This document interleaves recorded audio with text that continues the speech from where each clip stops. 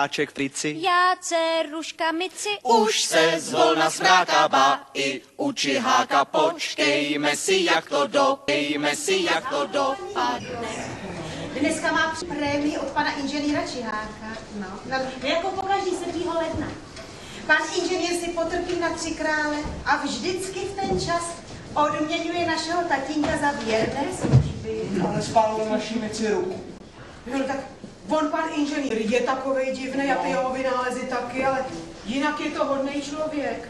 Loni nám 7. ledna poslal 10 000, no to je o 5 000 víc než obvykle, no. Tatínek říkal, že posledně s ním byl pan inženýr moc spokojený a letos tatínek počítá, že bude ještě spokojenější. No, tak mu dělám tu jeho vepřovou, no, když se táta tak dře. Mami, Ano, tatínek je v novinách. táta bude ještě slavnej. No, možná jo, no. Táta. Tak toho jsem se neměla dožít. Sladký život u firmy Čihák.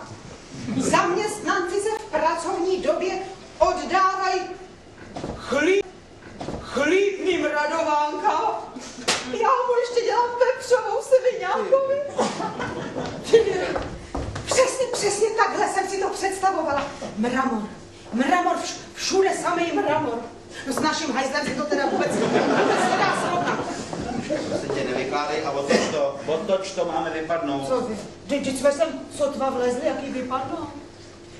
Jako Froňová, že mám vypadnout? Omluvte mě, mám jisté povinnosti. Teda, pane ministr, tenhle kloubouček jsem si pořídila speciálně kvůli vám. No vědět, že nás poženete, tak bych takhle neinvestovala. No, to jsou vyloženě vyhozený peníze. A prosím tě, Božka, peníze jsou tady v té obálce, pojď.